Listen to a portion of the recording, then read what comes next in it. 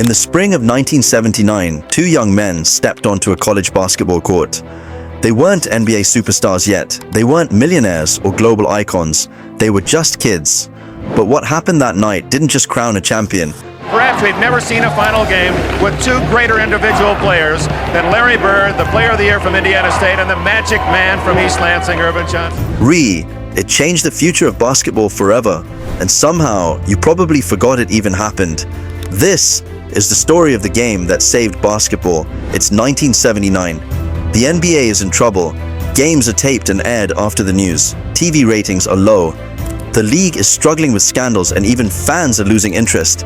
Basketball, especially at the professional level, just isn't America's sport. But in the college ranks, something special is brewing. One side of the country is buzzing about a flashy 6'9" point guard from Michigan State. His name, Irvin Johnson. But the world already knows him by another name, Magic.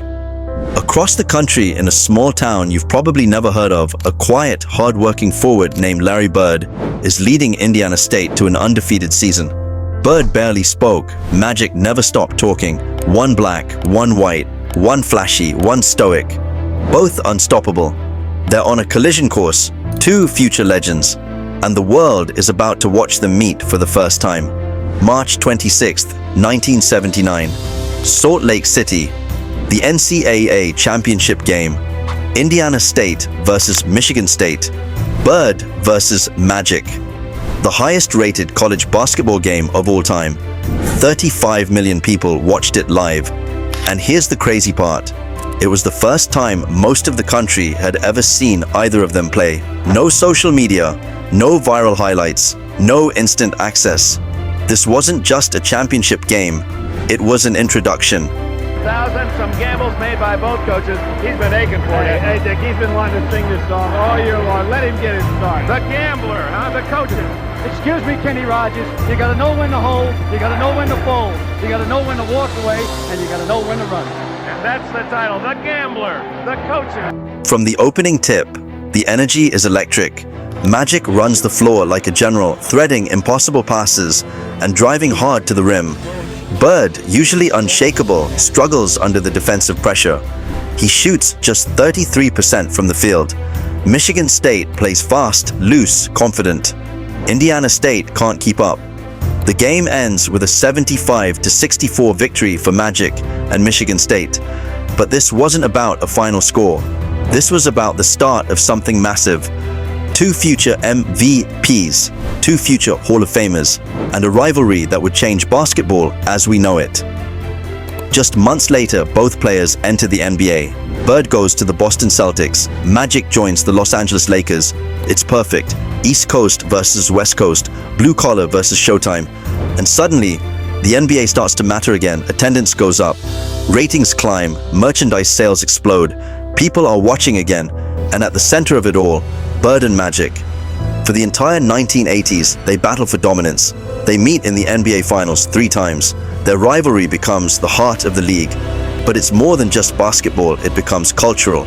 It crosses racial lines. It unites fans.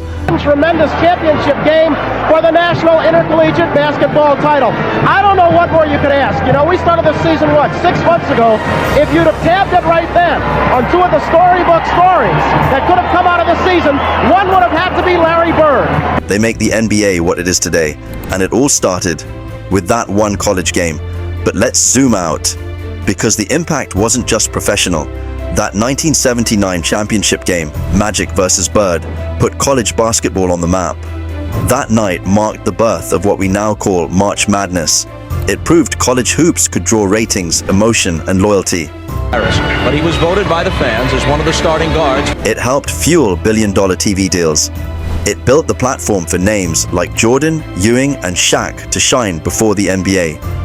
It also changed how games were broadcast. They talk about it every day, somewhere. If I go to a foreign country, Magic, we're Magic. We don't have to say hello. We don't have to call each other. Networks realized the power of drama, of narrative, of storytelling, the blueprint for modern sports broadcasting. It started right there. So next time you're watching a one-and-done prospect dominate the tournament, or you're tuning into a primetime NBA game on national TV. You don't have to see him for a year or two. But you're always going to be linked to him. Remember where it all started. March 26th, 1979. Salt Lake City. 2 college kids, 1 unforgettable night, and a game that didn't just crown a champion. It sparked a revolution.